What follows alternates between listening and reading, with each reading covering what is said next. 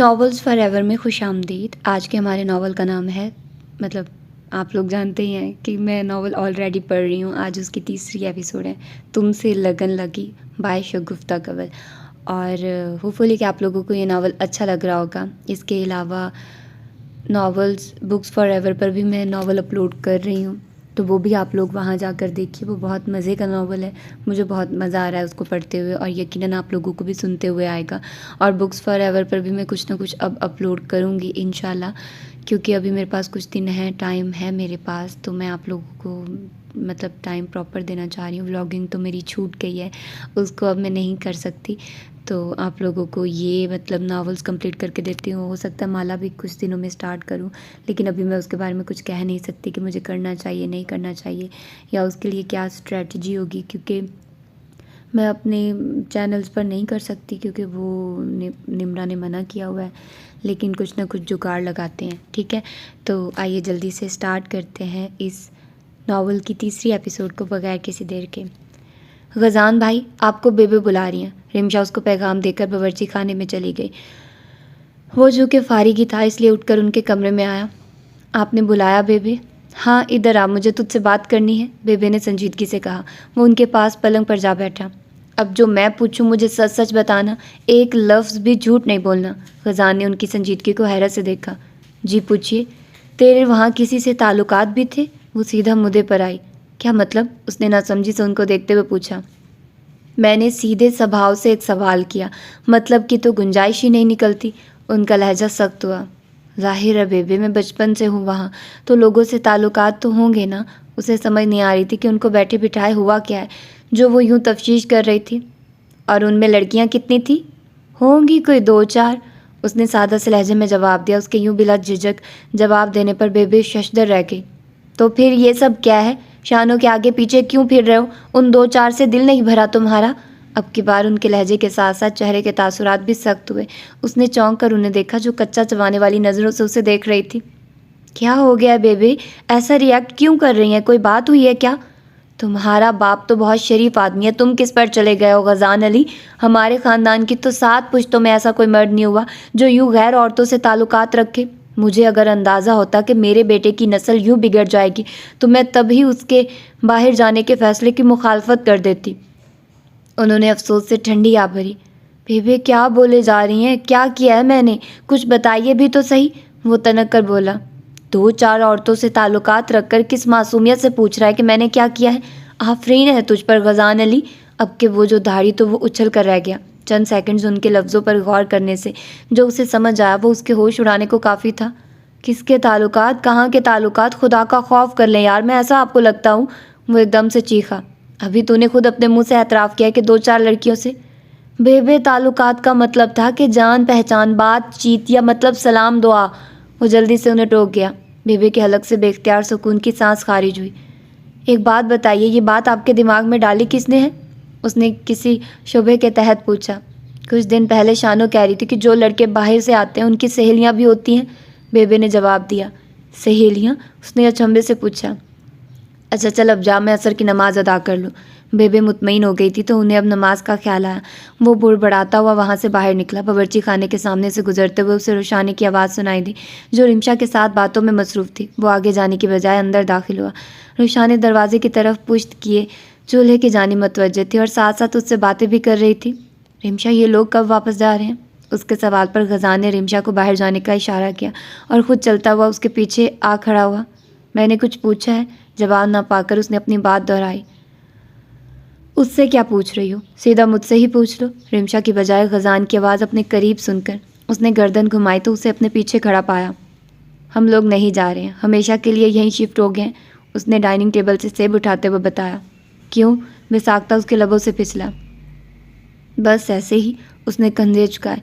वो चावलों को दम पर रखकर सलाद बनाने के लिए फ्रिज से सामान निकालकर मेज़ पर रखने लगी। बेबे से क्यों कहा कि मेरी गर्लफ्रेंड्स हैं? उसने सेब हवा में उछालकर कैच करते हुए पूछा। उसकी गैर मुतवक्का बात पर वो चौंकी और बेसाख्ता उसके लबों पर मुस्कुराहट फैली। चंद सानिया के लिए गजान उसकी मुस्कुराहट में ही खो गया था। मैंने तो ऐसा कुछ नहीं कहा, वो कुर्सी घसीट कर बैठते हुए बोली और प्याज काटने लगी।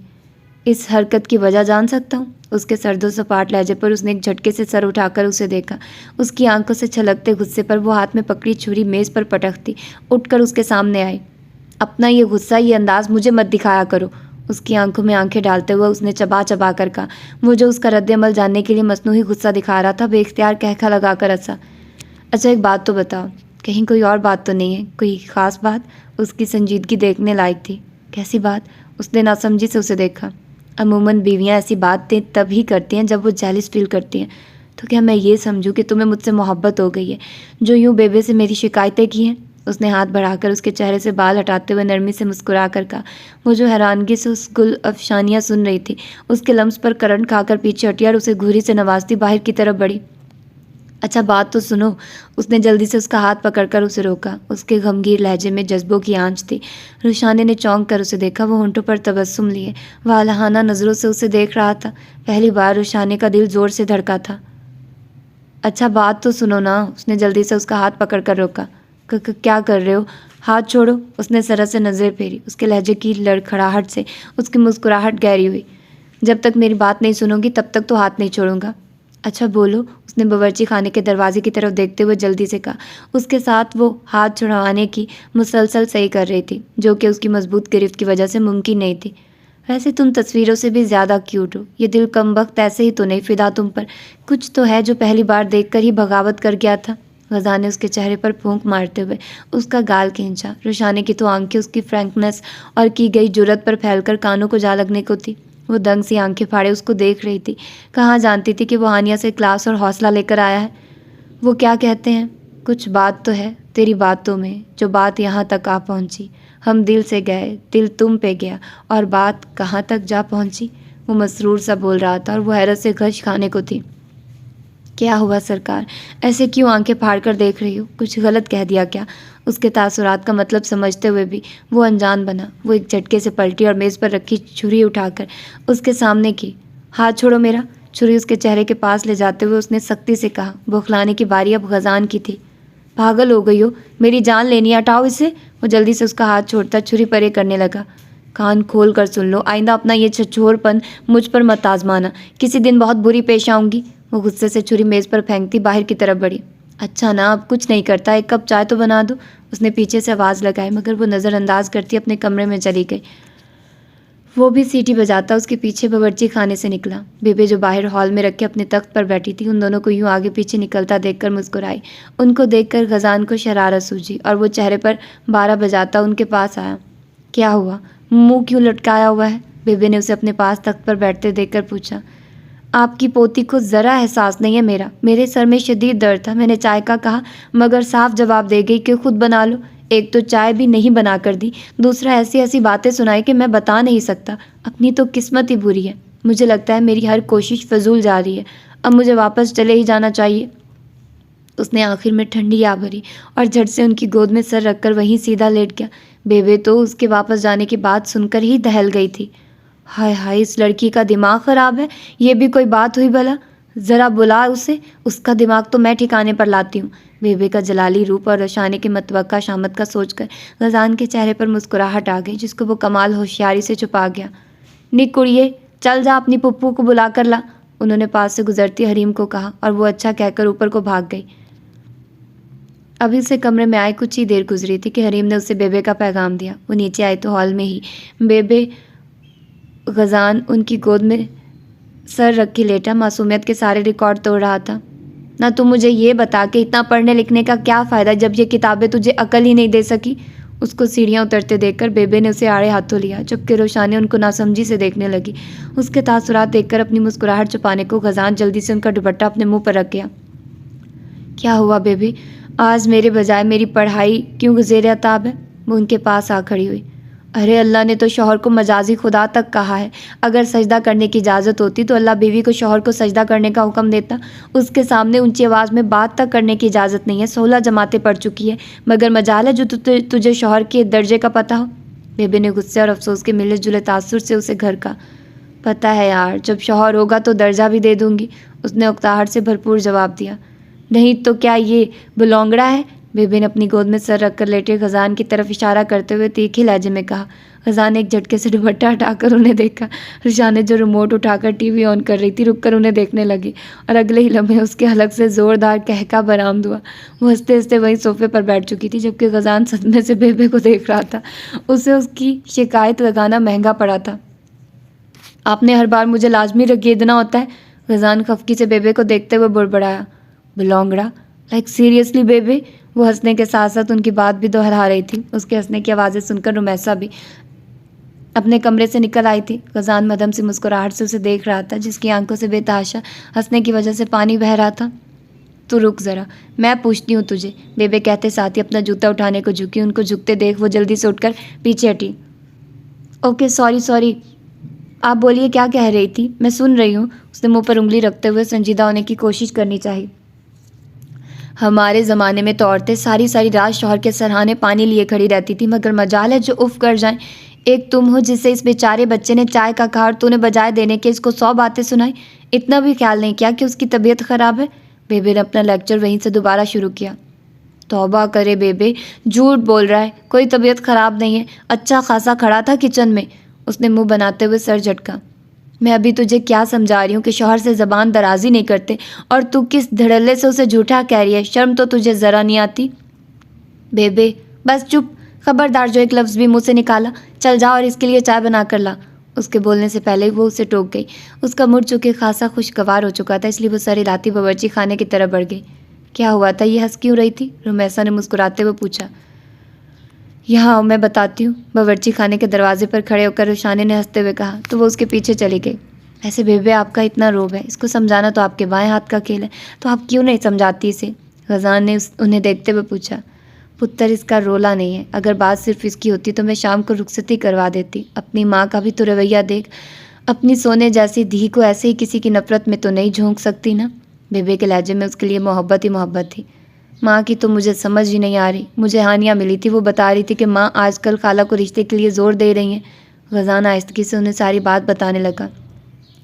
मैं एक बार फिर समझाने की कोशिश करती हूँ, वैसे समझने वाली लगती तो नहीं है उल्फत, मगर करती हूँ बात, बेबे ने कहा तो उसने सर हिला दिया।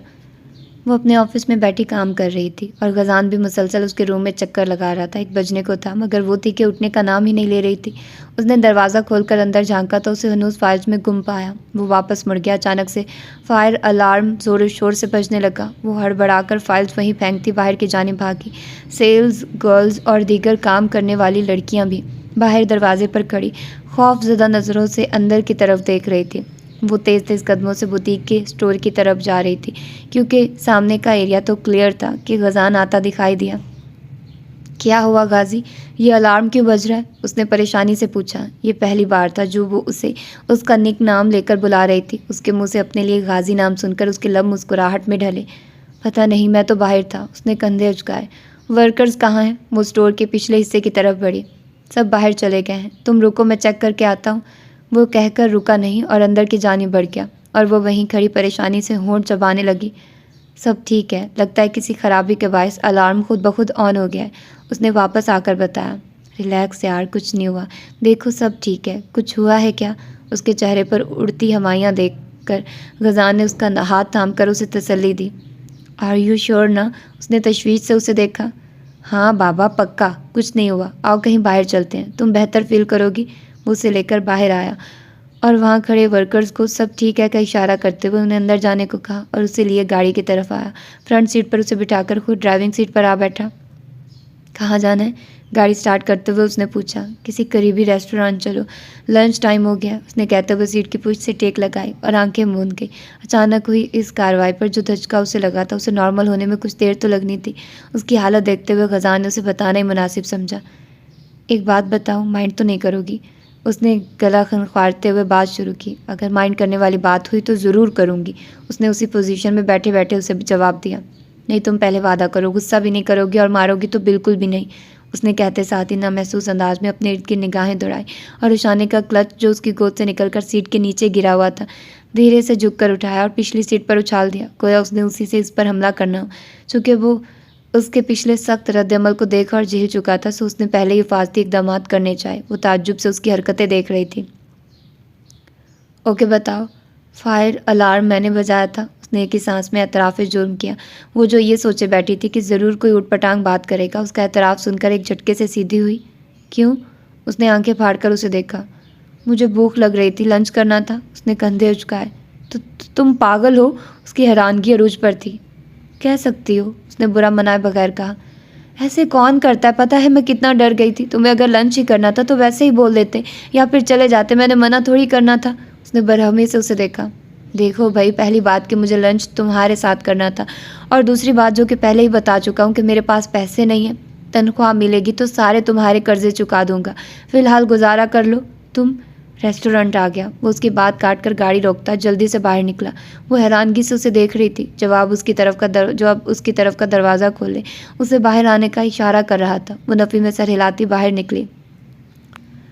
मैं बिना कोई तमहीद बांधे सीधी बात करूंगी। मैंने बच्चों के लिए कुछ सोचा है। उम्मीद है तुम लोगों को भी कोई मसला नहीं होगा। घर के बच्चे हैं। अब तो तुम लोगों को आए भी इतने दिन हो गए, और किसी को परखने के लिए एक लम्हा ही काफ़ी होता है। बेबे ने बात शुरू की तो उल्फत बेगम के तेवर बिगड़े मगर खामोश रही। उन दोनों को बेबे ने बुलाया था कि उन्हें ज़रूरी बात करनी है। कल सबाहत ने मुझसे रिमशा के लिए बात की थी।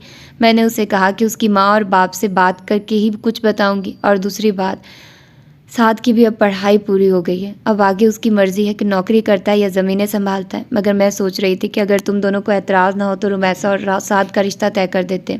घर के बच्चे घर में रह जाएंगे और मैं भी जीते जी बच्चों की खुशियाँ देख लूँगी। बेबे ने दोनों बहुओं के तासुरात देखते हुए कहा, मगर उन्हें शदीद हैरानी हुई कि हस्बे मामूल ना तो उल्फत बेगम भड़की थी और ना ही मूड ख़राब हुआ था। फिरदौस चच्ची से तो उन्हें ऐसी ही कुछ तवक्को थी कि वो मदाखलत नहीं करेंगी, मगर उल्फत बेगम का पुरसुकून अंदाज उन्हें परेशान कर गया। क्या हुआ, चुप क्यों हो गई? अम्मा, मैं ऐसे तो कोई बात नहीं कर सकती। रुमैसा से पूछूंगी, अगर उसे कोई एतराज़ ना हुआ तो मुझे भी कोई मसला नहीं होगा। अगर वो इनकार करती है तो फिर मैं कुछ नहीं कर सकूंगी। मेरे लिए बच्चों की खुशियाँ अहम है, उल्फत बेगम ने सादा से लहजे में कहा। तो फिर तुझे गजान की खुशी क्यों नज़र नहीं आ रही? बेबे ने नाक पर उंगली रखते हुए छंबे से उन्हें देखा। अम्मा, मेरा मूड मत गारत करें। आपका हर फैसला मैं खामोशी से मान सकती हूँ, मगर उस लड़की के बारे में ज़रा सी भी गुंजाइश की उम्मीद मत रखिएगा। उसकी माँ ने गुंजाइश छोड़ी ही नहीं है। उल्फत बेगम का लहजा सख्त हुआ। भाभी प्लीज़, रुशाने के लिए कुछ भी गलत मत कहिएगा, मैं बर्दाश्त नहीं करूँगी। फिरदौस चच्ची ने खुश्क अंदाज में कहा।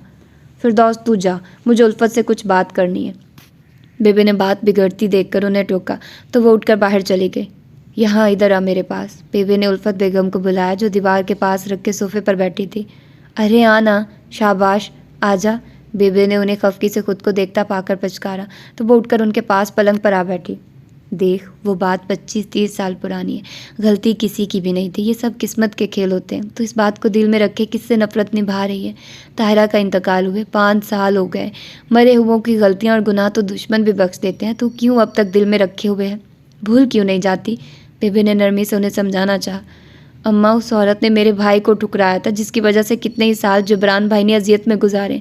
सिर्फ उस औरत की वजह से हमारा भाई अब तक हमसे दूर है। वो जो 30 साल पहले बाहर गया तो लौट कर नहीं आया।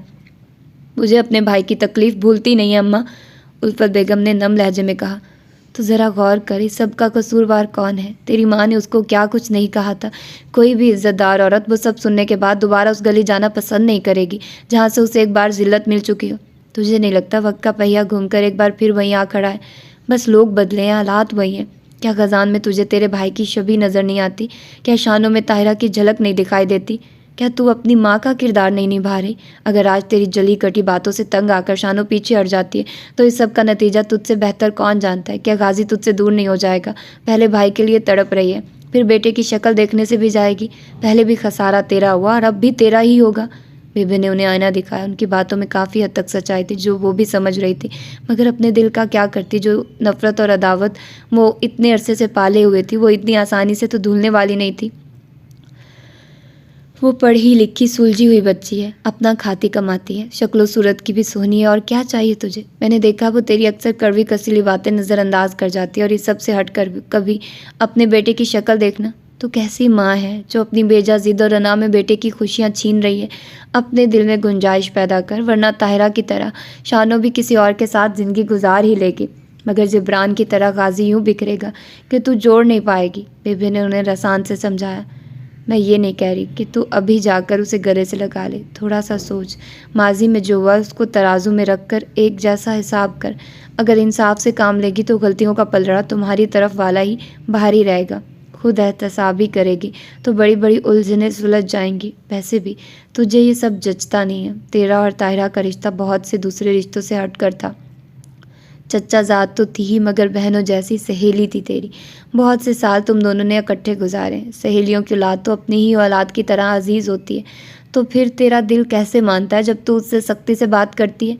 बेबे ने लोहा गर्म देकर चोट लगानी मुनासिब समझी। तेरे भले के लिए कह रही हूँ, वरना मुझ बूढ़ी का क्या है। आज हूँ, कल पता नहीं होंगी भी या नहीं। मेरा काम था समझाना, अब आगे तेरी मर्जी। हम बूढ़े सिवाय समझाने के और कर भी क्या सकते हैं।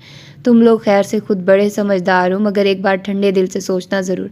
मैं ज़रा नमाज पढ़ लूँ, वो कहते हुए उठकर वाशरूम में चली गई। वो गहरी सांस लेकर उठकर बाहर आई। हॉल से गुजरते हुए उनकी नज़र खजान पर पड़ी तो उनके कदमों की रफ्तार खुद ब खुद ही आहिस्ता हो गई। रुशानी हरीम को हमवर करवा रही थी, जबकि उसके पास ही गजान बैठा उसके चेहरे को हसार में लिया आहिस्तगी से कुछ कह रहा था। जवाबन उसने उसे घुरी दिखाई तो वो हंसते हुए कंधे उचका गया। हरीम रुशानी के पास से उठकर बुक लिए गजान की तरफ आई। वो उसे चढ़ाकर बुक खोलने लगा, जिस पर उसने उसके हाथ से बुक छीनी तो वो हाथ खड़े करते हुए हरीम से कुछ कहने लगा। गो कि उनकी बातों की आवाज़ भी बासानी सुनाई दे रही थी, मगर वो सुन कहाँ रही थी। वो तो अपने बेटे को देख रही थी, जिसकी नज़रें और अंदाज की वारफ्तगी उन्हें कई साल पीछे ले गई थी। उन्हें वहाँ गजान नहीं जबरान महसूस हुआ। कहीं मनाजिर उनकी आंखों के सामने लहराए थे।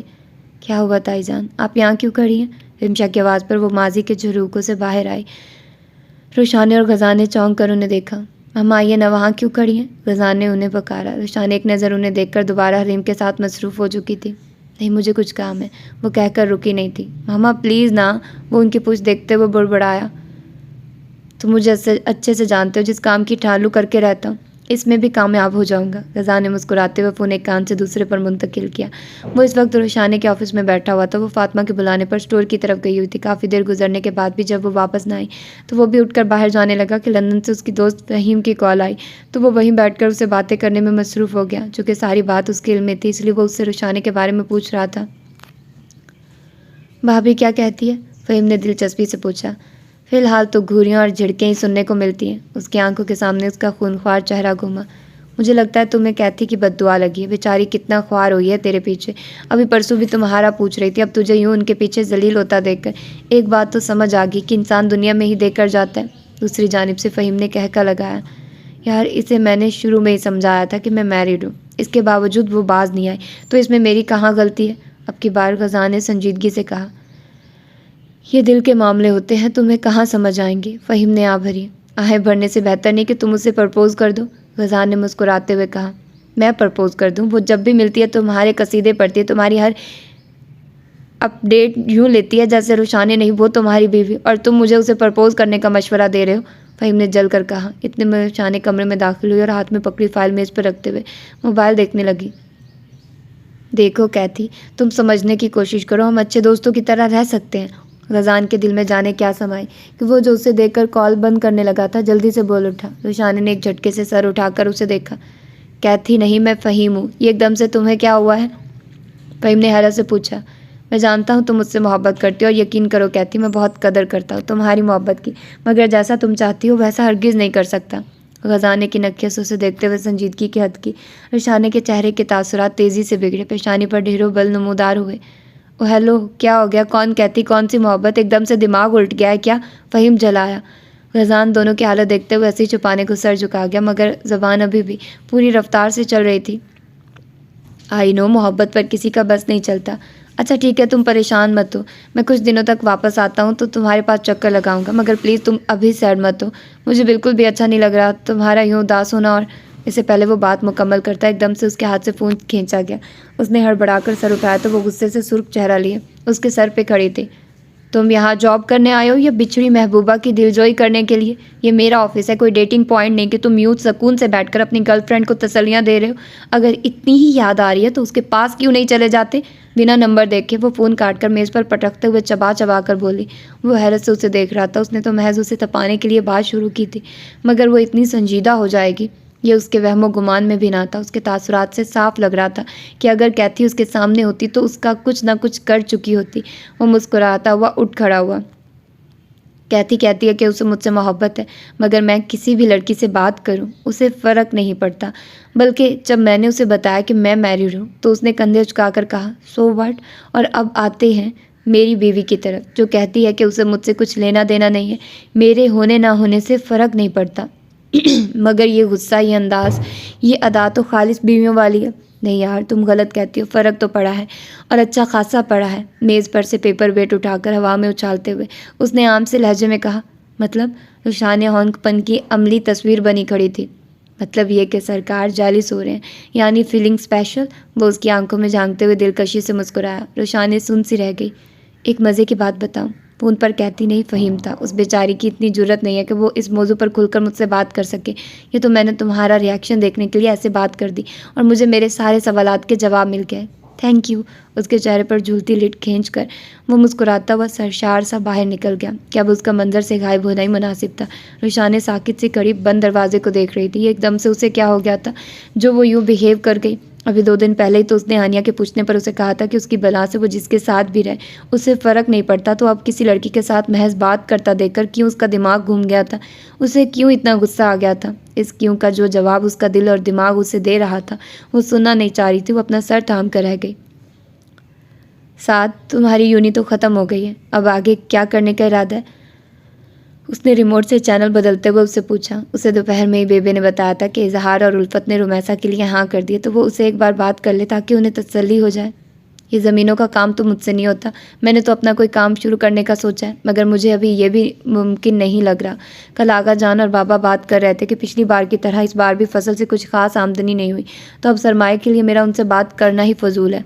अब या तो कोई पार्टनर मिल जाए या फिर कहीं जॉब वगैरह ही कर लेता हूँ, उसने संजीदगी से जवाब दिया। अच्छा, इस बात को बाद में डिस्कस करते हैं, पहले मुझे ये बताओ कि जो अभी घर में चल रहा है इसके बारे में तुम्हारा क्या ख्याल है? क्या चल रहा है? उसने भरपूर बेखबरी दिखाई। तुम्हारे और रुमैसा के रिश्ते की बात कर रही हूँ। रुशाने ने उसकी ड्रामेबाजी पर घूरी दिखाई। माँ ने हाँ कर दी है तो मैं कौन होता हूँ एतराज़ करने वाला? तुम्हें पता तो है मैं कितना फर्मा बरदार बच्चा हूँ। साथ की फर्मा बरदारी पर रुशाने सर धने बगैर न रह सकी। वो यही रहेगी, शादी के बाद तुम्हें लंदन नहीं लेकर जाएगी जो इतना खुश हो रहे हो, उसने तंज किया। अस्तगफिरुल्लाह, तुमने मुझे ऐसा समझ रखा है? साद ने खफकी से उसे देखते हुए कहा। रुमैसा, एक गिलास पानी देना, उसने बावर्ची खाने में रिमशा के साथ बातें करती रुमैसा को आवाज़ लगाई। वो पानी का गिलास उसको पकड़ाकर वापस जाने लगी जब रुशाने ने उसका हाथ पकड़कर उसे अपने पास बिठाया। रूमी, एक बात बताओ। साद के इशारों के बावजूद भी वो शुरू हो चुकी थी। रुमैसा उसको यूँ खुद को मुखातिब करने पर मुस्कुराई। शादी के बाद तुम्हारा क्या प्लान है? रुमैसा उससे ऐसी बात की तवक्को नहीं कर रही थी, इसलिए हैरत से उसे देखा। अरे भाई, मेरा मतलब है कि शादी के बाद यहाँ रहना या लंदन शिफ्ट होगी? मैं?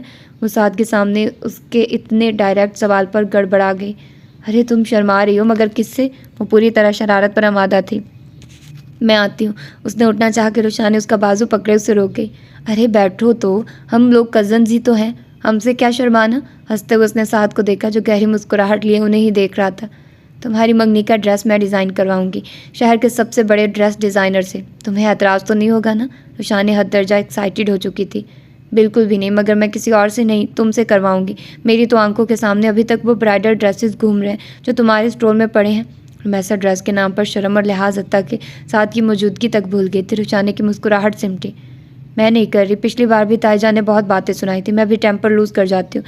एटलीस्ट मैं तुम लोगों की खुशी में कोई बदमज़गी नहीं चाहती। उसने नफ़ी में सर हिलाया। ओके, लीव इट, इस पर बाद में बात करेंगे। मैं और रिमशा बिरयानी बना रहे हैं, तुम खाओगी? बन गई होगी, मैं लाती हूँ। मैसा उसका बदलता मूड देखकर उठ गई। अच्छा सुनो, मैं कुछ दिनों से कैफ़े के बारे में सोच रही थी। तुम पार्टनर ढूंढ रहे हो तो इसी पर ही काम कर लेते हैं, रुशान ने उसके जाने के बाद साद से कहा। रियली? उसने खुशगवार लहजे में पूछा। क्या बातें हो रही हैं? गजान अपने कमरे से निकलकर नीचे आया तो उन दोनों को बातें करता देख उनके पास आ बैठा। बिजनेस के बारे में रोशी से डिस्कस कर रहा था, साद ने कहा। एक्चुअली मैं भी यही सोच रहा था, मगर मुझे कुछ समझ नहीं आ रही। क्लब के बारे में क्या ख्याल है?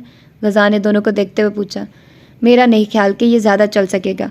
हमें ज़ीरो से शुरुआत करनी है, तो कुछ ऐसा हो जो लोअर मिडिल क्लास से हाई क्लास तक सबको अप्रोच कर सके। क्लब ज़्यादातर हाई क्लास में चलता है। रोशी कैफ़े का कह रही है। साद ने खामोश बैठी रुशाने की तरफ इशारा किया। तो हम लोग एज आ पार्टनर काम कर लेते हैं, गजान ने अपनी तरफ से तजवीज़ पेश की। वो पहले ही मेरे साथ डन कर चुकी है। ओ हेलो बीवी, वो मेरी और पार्टनरशिप तुम उसके साथ करोगे? हरगिज़ नहीं, मैं मर गया हूँ क्या? उसने गर्दन अकड़ाई। अल्लाह ना करे, बोलते हुए कुछ सोच ही लिया करो। रुशान ने बेसाख्ता कह गई। उसकी बेसाख्तगी पर जहाँ गजान ने आंखों में हैरत लिए उसे देखा, वहीं साथ भी खांसने लगा। उसे जब अपनी बात का एहसास हुआ तो वो जल्दी से अपना रुख मोड़ गई। तो फिर तुम इसके साथ काम नहीं करोगी? उसको खजल होता देखकर गजान ने संजीदगी से कहा। उसे साथ के सामने यूँ शर्मिंदा होते देखकर उसने बात वहीं ख़त्म की, वरना गजान और उसे ऐसे ही जाने देता नामुमकिन सी बात थी। उसने भी जल्दी से सर हिला दिया कि कौन सा वो लोग काम शुरू कर रहे हैं। हाय रुशान और उसकी गलत फहमियाँ। रुमैसा उन तीनों के सामने बिरयानी और पानी का जग रखकर वापस किचन में जा चुकी थी। क्या बात है, बड़े संजीदा बैठे हो? बेबे अपने कमरे से बाहर आई तो उनको खामोश बैठा देखकर पूछा। काम के बारे में बात कर रहे थे। अच्छी खासी रोशी तैयार हो गई थी मेरे साथ काम करने को, मगर आपके पोते ने बात ख़राब कर दी। साद ने गजान को घूरी दिखाते हुए उन्हें बताया। कैसा काम? बेबे अपने तख्त पर जाने के बजाय उनके पास सोफे पर ही आ बैठी। स्टडी तो मुकम्मल हो गई है, तो किसी काम धंधे पर लगने का सोच रहा हूँ। फिर क्या सोचा? बेबे के पूछने की देर थी कि रोशाने की आंखें चमकी। अभी कुछ दिन पहले ही तो गजान ने उसे डांट पड़वाई थी। बदला लेने का इससे अच्छा मौका फिर भला कब मिलना था? आपका ये लंदन पलट पोता क्लब खोलने का सोच रहा है, रुशाने ने फट से जवाब दिया। गजान ने हैरत से उसे देखा कि ऐसा भी क्या कह दिया उसने जो यूँ जोशो खरोश से उन्हें बता रही थी। वो क्या होता है? उसकी तवक्को के मुताबिक बेबे ने पूछा। उसमें शराब फरोख्त करते हैं, नशा, हीरोइन, सिगरेट्स वगैरह बेची जाती हैं, सिंगर और डांसर होते हैं और भी बहुत कुछ होता है। अल्लाह माफ़ करे बेबे, मैं तो सुनकर ही हैरान हो गई थी। हमारे ख़ानदान की लड़कियां वैसे काम करेंगी? तौबा तौबा। बाकायदा कानों को हाथ लगाती वो उस वक्त किसी फफ्फे कुटनी से की भी ऊपर की ही कोई चीज़ लगती थी। वो आंखों में बेयकीनी और सदमा लिए मुँह खोले उसका ये रूप देख रहा था जो मासूमियत से आंखें पटपटा रही थी। वो कहीं से भी वो रोशानी नहीं लग रही थी जिसके माथे के बल और चेहरे पर छाई संजीदगी अच्छे खासे इंसान को बौखला कर रख देती थी। वो उसकी शरारत भरी मुस्कान में ही खोया हुआ था कि कमर में लगने वाली बेबे की धप से होश में आया। ना तू मुझे ये बता कि तुझे शर्म नहीं आई ऐसा कुछ सोचते हुए? गजब खुदा का, तू कमाने के लिए हराम काम का सहारा लेगा। मुझे लगता है तुम लोगों को बाहर जाने की इजाज़त देकर मैंने बड़ी गलती कर दी। ये मोए काफरों के मुल्क में रहकर उनकी तरह ही सोचने लगे हो तुम भी। अरे लाना तो ऐसी कमाई पर जो ऐसे हरबों से कमाई जो है। अब तू चंद पैसों के लिए शराब बेचेगा, नाच गाना होगा। बेबे फुल फॉर्म में आ चुकी थी और हमेशा की तरह वो बुरा फंसा था। साथ खुलकर हंस रहा था, अलबत्ता रुशाने मुँह पर हाथ रखे बैठी थी। क्या हुआ अम्मा, क्यों गुस्सा कर रही हैं? उल्फत बेगम ने हॉल में दाखिल होते हुए पूछा। अरे पूछ अपने इस सपूत से जो अपने आबाओ अजदाद की नाक कटवाने पर तुला हुआ है। तुझे ही शौक था ना बाहर जाने का। औलाद को काफरों के देश में पढ़ाने की तेरी ही चाह थी। अगर ले ही गई थी तो हाथ में भी रखती। बेबे ने अपनी तोपों का रुख अब उनकी तरफ किया। हुआ क्या है अम्मा? उन्होंने खजान की तरफ देखा जो मस्कीनियत से बैठा था। बात को कहीं और निकलता देखकर रुशाने बिरयानी की प्लेट उठाती वहाँ से खिसक गई। तेरा ये पुत्र शराब नशे का कारोबार करने का सोच रहा है। पता नहीं आजकल के बच्चों की सोच इतनी बदल क्यों गई है। बड़ी बड़ी बातें इतने आराम से कह जाते कि बंदा मुंह ही देखता रह जाए। वो बुड़बड़ाते हुए उठकर अपने तख्त पर जा बैठी। अम्मा क्या कह रही हैं? उन्होंने अब बराह रास्त गजान को मुखातिब किया। कुछ नहीं यार, साद ने मजाक में क्लब की डेफिनेशन कुछ ऐसी बयान की है कि बेबे का बीपी हाई हो गया, इसी बात को लेकर गुस्सा कर रही है। आप परेशान ना हो, ऐसा कुछ नहीं है। गजान रुशाने के बजाय साद पर मलबा गिरा गया, कहीं वो कुछ गलत न समझ लें।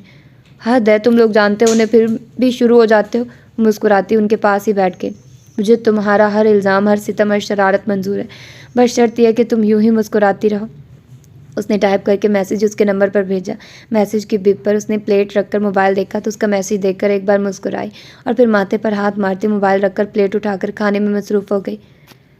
वो ऑफिस में बैठी लैपटॉप पर स्केचेस फाइनल करने में मसरूफ़ थी, जबकि उसके सामने मेज़ की दूसरी तरफ वो टांग पर टांग रखे कुर्सी पर टेक लगाए नहायत ही दिलजमी से उसे देखने, जबकि रुशानी की सोच के मुताबिक ताड़ने में मसरूफ़ था। उसकी नज़रों से नर्वस होती वो एक फ़ोल्डर से दूसरे तक जाती और वहाँ से पहले तक, मगर समझ नहीं आ रहा था कि करना क्या है। आजकल वो उसकी मौजूदगी से ऐसे ही बौखला जाती थी। गालों पर फैली लाली से वो तो यकसर अनजान थी, मगर सामने बैठा खजान दिलचस्पी से उसके चेहरे पर आते जाते रंग देख रहा था। मसला क्या है? तंग आकर वो बोल उठी। कुछ भी तो नहीं, मुझे क्या मसला होगा। इनफैक्ट मैं तो बहुत इजी फील कर रहा हूँ। इस शानदार से ऑफिस में बैठा हूँ, क्यूट सी बीवी निगाहों के सामने है। मुझे अल्लाह से और क्या चाहिए? भरपूर संजीदगी से जवाब आया था, मगर आंखों में भरपूर चमक थी। अंदाज सरासर ज़ेर करने वाला था। वो दांत कुचकुचा कर रह गई। कुछ बोलती तो वो कहीं का कहीं निकल जाता और बातों में उससे जीतना कम से कम इस जन्म में तो उसके बस का रोग नहीं था। तुम्हें बाहर कोई काम नहीं है? उसने काट खाने वाले लहजे में कहा। सारा काम करके आया हूँ और प्लीज़ अब कोई और काम मत देना। 2 दिन का काम था जो मैंने आधे दिन में किया, अब मैं नहीं करूँगा। ये मेरा रेस्ट टाइम है। उसने हाथ उठाते हुए वाजे किया। रेस्ट नहीं, मुझे जिज करने का टाइम हो गया। वो बुड़बुड़ाई और गजान ने बाखूबी सुना। उसके होंठों पर मुस्कुराहट दौड़ गई। एक गहरी सांस लेकर उसने दोबारा से लैपटॉप पर फोकस करना चाहा। वो अब टेक छोड़कर मेज़ पर अपनी कूनियाँ टिकाए गालों पर हाथ रखकर उसे देखने लगा था। प्लीज़ ना करो ना। उसने इल्तिजा करती निगाहों से उसे देखा। क्या? उसकी हालत देखते हुए उसका कहका निकलने को बेताब था। तुम मुझे डिस्ट्रैक्ट कर रहे हो। उसके लहजे में बेबसी थी। कुछ भी तो नहीं कर रहा। हैरत है, मैं इतनी दूर बैठा हूँ और तुम डिस्ट्रैक्ट हो रही हो। उसने मसनूई हैरत से कहा। अभी वो कुछ कहती कि उसका फ़ोन बजा, तो वो बात करने में मसरूफ़ हो गई। उसकी कॉल थोड़ी लंबी हो गई थी। एक हाथ से फ़ोन कान पर लगाया हुआ था और दूसरा हाथ मुट्ठी बनाकर मेज़ पर रखे बैठी थी कि गजान की नज़र उसके चेहरे से भटक कर उसके हाथ पर गई। सफ़ेद नाजुक हाथ में सोने का बारीक सा छल्ला, जिसमें सुर्ख नग लगे हुए थे, पूरी आबोताब से जगमगा रहा था। उसकी आंखों में शरारत बढ़ी और लबों पर मसहूर कुन मुस्कुराहट छाई। उसने नज़र उठाकर उसे देखा, जो अब माथे पर बल डाले बात कर रही थी। अचानक रुशाने को अपने हाथ पर हरकत महसूस हुई तो उसने चौंक कर देखा। उसकी आंखें हैरत से फैली। वो एक हाथ से उसका हाथ थामे छल्ले पर उंगली फेर रहा था। उसने एक झटके से अपना हाथ खींचा।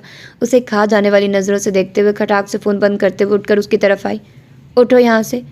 अब मैंने क्या किया है? क्या मासूमियत से भरपूर सवाल था। मैंने कहा ना उठो। उसने झुंझलाते हुए हाथ बढ़ाकर उसका बाजू पकड़ा। गजान के लिए जैसे वक्त ठहर सा गया। उसकी नज़र अपने बाजू पर रख के उसके हाथ पर जम गई थी। उसकी हालत से बेखबर उसने उसको खींचा तो वो बेख्तियार उठ खड़ा हुआ। वो उसे खींचती हुई ऑफिस से लेकर निकली। वो खामोशी से उसको देखता हुआ उसके साथ चल रहा था। वो उसका हाथ थामे जा रही थी तो वो उसके साथ दुनिया छोड़ने को तैयार था। कुजा ऑफिस। रुशानी ने बुटीक के बाहर लाकर उसका हाथ छोड़ा। अब तुम अंदर नहीं आओगे। उंगली उठाकर उसे तनबीह की। नहीं आऊँगा। उसने फर्मा बरदारी से फ़ौरन हामी भरी। तुम? उसके हाथ उसका गला दबाने को बेताब हो रहे थे। बाहर में जाओ। वो पैर पटकती जलती बुझती वापस चली गई। थोड़ा थोड़ा प्यार हुआ तुमसे, वो गुनगुनाता हुआ बाहर बाल सेट करने लगा। अभी उसे ऑफिस में बैठे थोड़ी देर ही गुजरी थी कि उसका फ़ोन बजा। नंबर देखकर वो दांत पीस कर रह गई। मुसलसल कॉल्स आती देखकर उसने उठकर पर्दा पीछे करके बाहर झांका तो वो उसकी गाड़ी से टेक लगाए खड़ा था। क्या है? फ़ोन उठाते उसने फाड़ खाने वाले लहजे में पूछा। मुझे पूछना था कि तुम शेरवानियाँ भी डिज़ाइन करती हो। उसकी संजीदगी देखने लायक थी। क्यों? उसने बेसाख्ता हैरत से पूछा। मुझे लेनी है ना। क्या करनी है? उसने पूछा। रुखसती के लिए। किसकी रुखसती? रुशाने की हैरत बढ़ती जा रही थी। शेरवानी सिर्फ अपनी रुखसती पर ही पहनते हैं। अब की बार उसका अंदाज जताता सा था। तो तुम्हें किसने कहा तुम्हारी रुखसती हो रही है? रुशाने तीखे लहजे में बोली। अरे भाई, खुद मेरी दुल्हन ने। व्हाट? उसकी बात पर रुशाने का दिमाग भग उड़ा। देखो ना, कुछ देर पहले तुम मेरे सामने बैठी शर्मा रही थी। तुम्हारे चेहरे पर हज़ारों रंग थे। घबराना, शर्माना, बौखलाना, ये मोहब्बत ही की निशानियाँ होती हैं, जिनसे तंग आकर तुमने मुझे अपने ऑफिस से निकाल दिया। लड़की तभी शर्माती घबराती है जब वो दिल से राज़ी हो, और तुम दिल से राज़ी हो चुकी हो। अब कुछ बचता नहीं है, उसने मुस्कुराते लहजे में कहा। रुशाने खुद को कोस कर रह गई। क्या बात है सरकार, खामोश हो गए हो? उसकी तरफ से जवाब न पाकर उसने कहा। कुछ तो कहिए ना, मैं सुनने के लिए बेताब हूँ। उसने गहरी मुस्कुराहट से दोबारा उसे मुखातिब किया। उसे पूरा यकीन था कि वो खिड़की से उसे देख रही होगी। वो मुसलसल उसे जिज कर रहा था, ये सोचे बिना कि उसे महंगा भी पड़ सकता है। गजान। कुछ देर बाद फ़ोन में से उसकी संजीदा आवाज़ उभरी। जी जी फरमाइए, बंदा नाचीज़ हमतन गोश है। उसने ताबेदारी से जवाब दिया। तुम आज, बल्कि अभी से ही इस ऑफिस से निकाले जा चुके हो। कल से मुझे यहाँ नज़र भी मत आना, समझे? उसके सपाट लहजे पर उसकी सारी बेनियाजी और शरारत हवा हुई। अरे, उसने कुछ कहना चाहा मगर वो फ़ोन बंद कर चुकी थी। अगले ही लम्हे वो दोबारा उसके कमरे में उसके सामने खड़ा था। ऐसे कैसे ना आऊँ? तुम मुझे ऐसे नहीं निकाल सकती। क्यों? उसने अब्रू अचकाए। मेरा एग्रीमेंट हुआ है, तुम मुझे यूँ अचानक से नहीं निकाल सकती। 1 माह का नोटिस देना होगा, नहीं तो मैं पुलिस में कंप्लेन करूँगा, उसने तन कर कहा। अच्छा, क्या सबूत है तुम्हारे पास? वो कुर्सी से टेक लगाते हुए मुस्कुराई। कैसा सबूत? उसने हैरानी से पूछा। एग्रीमेंट दिखाना ज़रा मुझे। ओरिजिनल या फ़ोटोकॉपी कुछ भी चलेगा। वो रिवॉल्विंग चेयर घुमाते हुए मसनूई संजीदगी से बोल रही थी। गजान ने बेख्तियार सर पीटा। इतने दिनों से वो यहाँ था, मगर एग्रीमेंट फाइल से वो पेपर निकालना भूल गया था। नहीं है ना? होगा भी नहीं, क्योंकि वो तो मेरे पास है। उसने झुककर मेज़ की दराज में रखी फाइल में से पेपर निकाल कर उसे दिखाया। गजान ने हाथ बढ़ाकर छीनना चाहा मगर वो जल्दी से पीछे कर गई। और अब ये मेरे पास भी नहीं रहेगा। उसके कुछ समझने से पहले वो फाड़कर डस्टबिन में डाल चुकी थी। सो दरवाज़ा वो रहा। उसको मुंह खोले खड़ा देखकर उसने हाथ से दरवाजे की तरफ इशारा किया। जाइए मिस्टर गजान, किसका इंतज़ार कर रहे हैं? उसको हनूज वहीं खड़ा पाकर उसने कहा तो वो मरे मरे कदमों से बाहर निकल गया और वो सर झटक कर लैपटॉप पर झुक गई। अभी उसे काम करते हुए तकरीबन 10 मिनट ही गुजरे थे कि दोबारा कमरे में दाखिल हुआ। उसने सर उठाकर उसे देखा तो वो उसके सामने कुर्सी पर बैठ चुका था। चेहरे पर मायूसी और अफसोस की बजाय भरपूर मुस्कुराहट थी, जिसके पीछे की वजह वो समझने से कासिर थी। तुम्हारा फ़ोन है? सवालिया निगाहों से उसे खुद को देखता पाकर उसने अपना मोबाइल उसकी तरफ बढ़ाया। रुमैसा का नंबर देखकर उसने कुछ हैरतज़दा होकर मोबाइल कान से लगाया। अभी उसने हेलो ही कहा था कि बेबे की दहाड़नुमा आवाज़ पर वो उछल कर रह गई। ना तू मुझे आज बता ही दे कि तू आखिर चाहती क्या है। क्या हुआ बेबे? वो उनकी धाड़ पर बौखला गई। ये तू मुझसे पूछ रही है? उसे काम से क्यों निकाला है? बेबे वो क्या ये वो लगा रखी है? सच सच बता, क्या वो काम नहीं करता, तेरी बात नहीं मानता या फिर गैर हाजिर रहता है? मसला क्या है तुझे? उनके गुस्से से लग रहा था कि वो उन्हें अच्छा खासा भड़का चुका है, इसलिए उसने खामोशी में ही आफिया जानी। अब बोल भी या मुंह में घुंघियाँ डाल ली हैं? उसको खामोश पाकर उन्होंने घर का। सुन रही हूँ, वो आहिस्तगी से बोली। सुन रही है तो फिर कान खोल कर सुन। खबरदार जो आज के बाद तूने ये हरकत की तो। अरे शुक्र नहीं करती कि तेरा शौहर तेरे साथ होता है, हर वक्त उसके साय और हिफाजत में होती है। तुझे और क्या चाहिए रब से, बजाय उसके कि तू उसकी शुक्र गुजार हो, उल्टा उसे काम से ही निकाल दिया। गज़ब खुदा का, जिसके पास 4 पैसे आ जाए वो बंदे को बंदा समझना ही छोड़ देता है। अच्छा बस भी करें, आप तो खामखा इतनी बातें सुना रही हैं। उसने ये तो आपको बता दिया कि मैंने ऑफिस से निकाल दिया, मगर जो उसने किया वो नहीं बताया। रुशान ने नाराज़गी से बोली। क्या किया है? बेबे ने पूछा। कुछ नहीं यार। अच्छा ठीक है, आइंदा नहीं करूँगी, माफ़ कर दें। रुशान ने भला अब उनको क्या बताती, इसलिए आजिज़ी से बोली, तो उन्होंने हूँ कहकर फ़ोन रुमैसा को थमा दिया। ज़्यादा खुश होने की ज़रूरत नहीं, अब अगर तुमने ऐसी कोई हरकत की ना तो मैं तुम्हारा सर फाड़ दूंगी। उसने उसे खूनख्वार नज़रों से घूरते हुए कहा और फ़ोन उसकी तरफ उछाला, जिसे उसने बर वक्त कैच कर लिया। वैसे बेबे को बताती तो सही कि क्यों निकाला है? उसने मुस्कुराहट दबाते हुए उसे छेड़ा। क्या बताती? यहीं कि आपके पोते के अंदर ठरक कूट कूट कर भरा हुआ है, उसने तीखे लहजे में कहा। इसे ठरक नहीं, मोहब्बत कहते हैं, उसने फ़ख्रिया लहजे में कहा। जो अपने लिए स्टैंड न ले सके, ऐसे मर्द को मोहब्बत करने का हक़ नहीं होता मिस्टर ख़ज़ान अली। घुनिया में इस पर रखकर उसकी जानिब झुकते हुए उसने इस्तज़ाइया लहजे में कहा। मैं मोहब्बत में इज़्ज़त और नरमी का कायल हूँ मिसिज़ ख़ज़ान अली।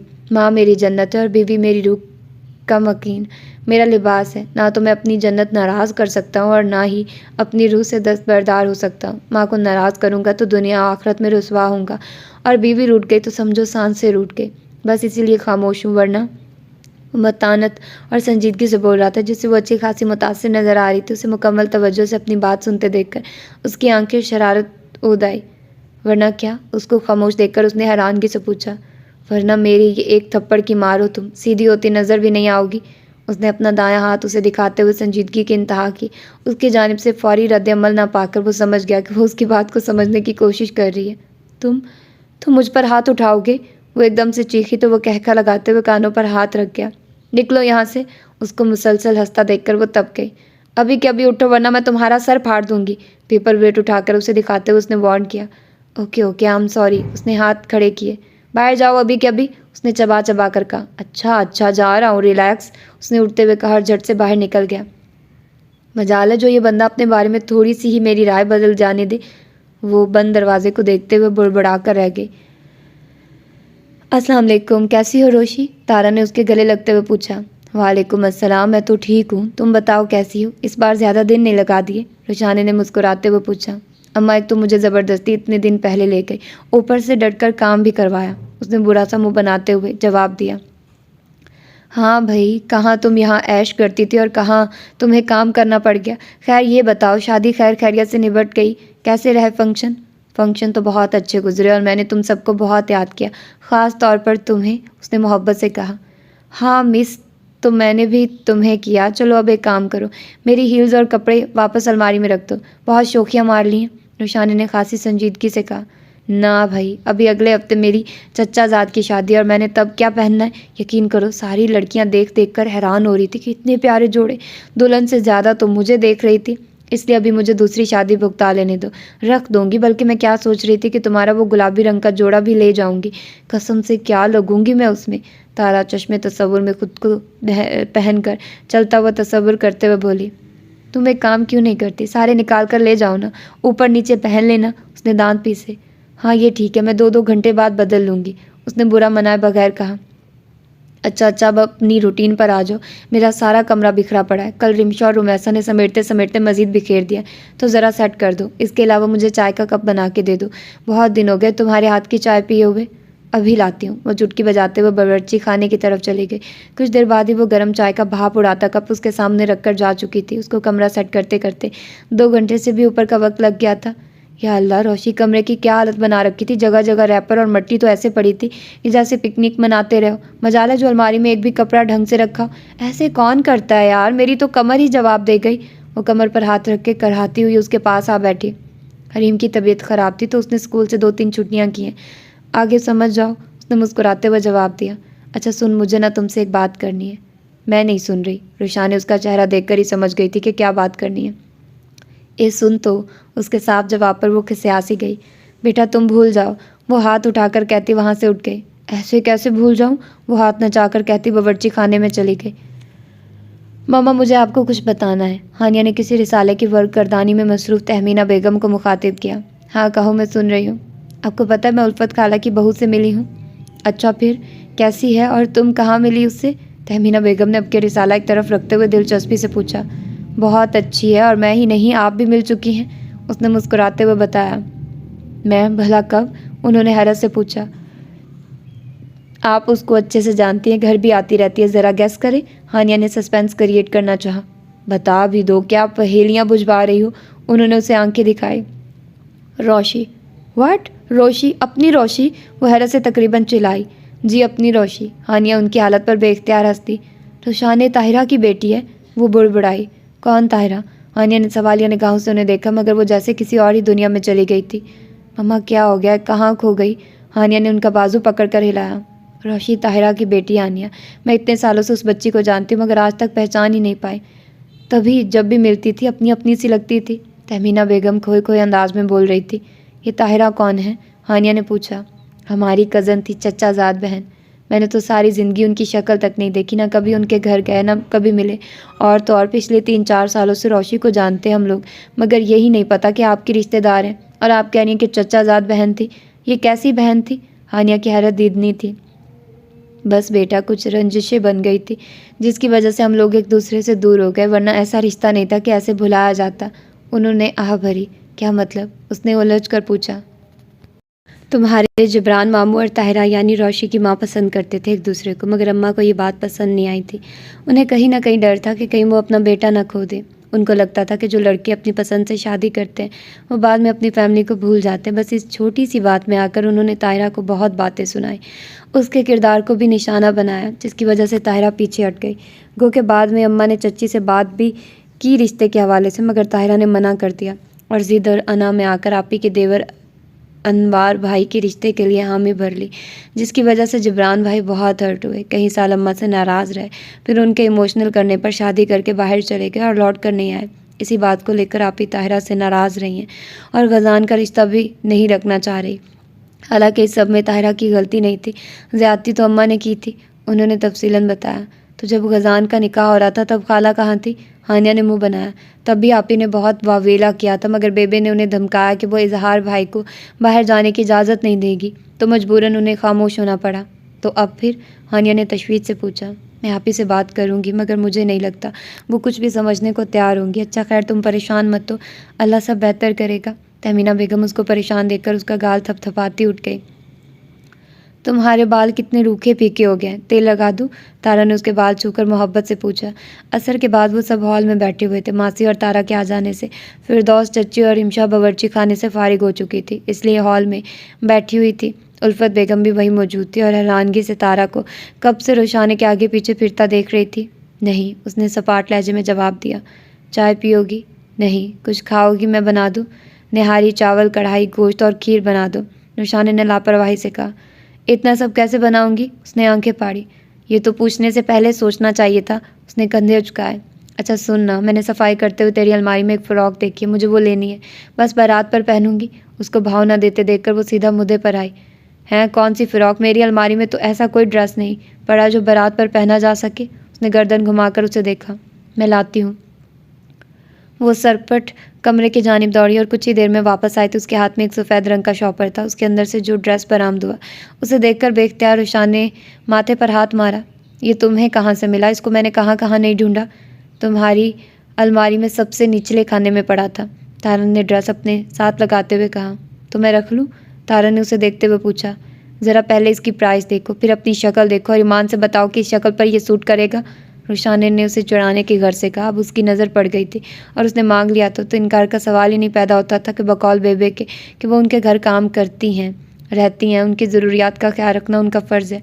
अगर हम नहीं रखेंगे तो कौन रखेगा? इन सब से हटकर वो रुशाने को वैसे ही अजीज़ थी जैसे रिमशा और हरीम। जानती हूँ मुझ जैसी हसीन और जमील लड़की पर ये 2 आने की फ़िरौक नहीं जचेगी, मगर क्या कर सकते हैं? तुम कपड़े बनाती ही ऐसे हो तो मजबूरी है, गुजारा करना पड़ेगा। उसने भी कंधे उचकाते हुए हिसाब बराबर किया। वाह, ये कितना प्यारा है। इससे पहले रुशाने जवाब देती, बाहर से आती रुमैसा ने तारा के हाथ में हल्के गुलाबी रंग के टिशू के गाउन को सताइशी नज़रों से देखते हुए कहा, जिस पर हम रंग कढ़ाई और मोतिये का नफीस सा काम बहुत भला लग रहा था। मुझे दिखाना ज़रा मामा, मुझे भी ऐसा ही बनवाना है। रुमैसा ने तारा से लेकर अपनी गोद में फैलाते हुए उल्फत बेगम से कहा। रुशानी का फ़ोन बजा तो वो उठकर बाहर निकल गई। उल्फत बेगम वो गाउन हाथ में पकड़कर देखने लगी। है तो प्यारा, मगर तुम्हें इतना भारी क्या करना है? बच्चों की तरह मचल जाती हो। उन्होंने मेज़ पर रखते हुए रुमैसा को टोका। प्लीज़ मामा, देखिए तो सही, कितना अच्छा लगेगा ना मुझ पर। मैं भाई की शादी पर पहनूंगी। मैं अभी ट्राई करती हूँ। रुमैसा ने एक झटके से खींचते हुए उठाना चाहा कि मेज़ के कोने से निकली हुई कील में अटका गाउन चरर की आवाज़ से फटता चला गया। उल्फत बेगम ने चौंक कर देखा तो वो मुंह खोले दोनों हाथों में फटा हुआ हिस्सा लिए खड़ी थी। रिमशा और तारा के भी हाथ पे इख्तियार अपने मुंह पर गया।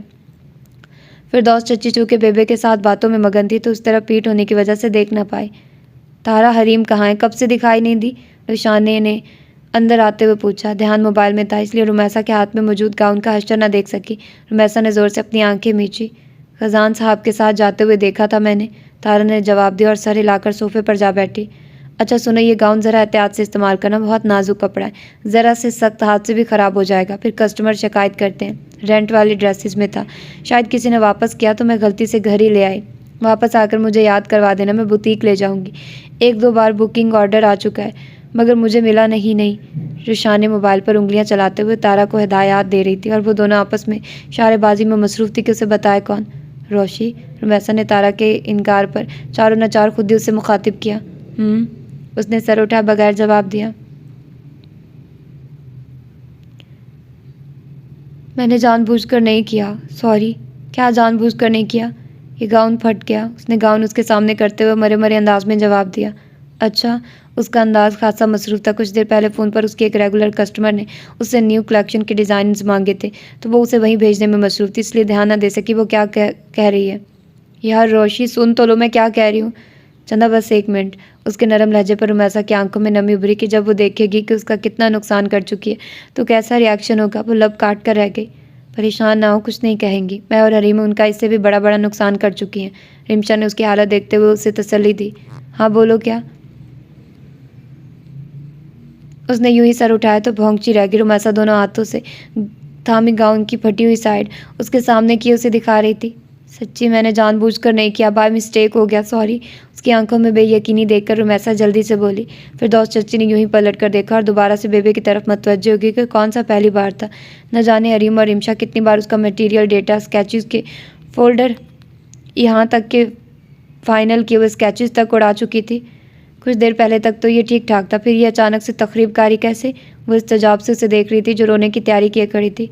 आई स्वेयर, मेरी गलती नहीं थी। मैं यहाँ से उठाकर ट्राई करने लगी तो इस कील में अटक गया। मैंने जानबूझकर कुछ नहीं किया।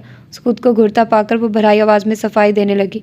उल्फत बेगम भी उसके तासुरात देखते हुए रुमैसा को पड़ने वाली झिड़क की मुंतजिर थी।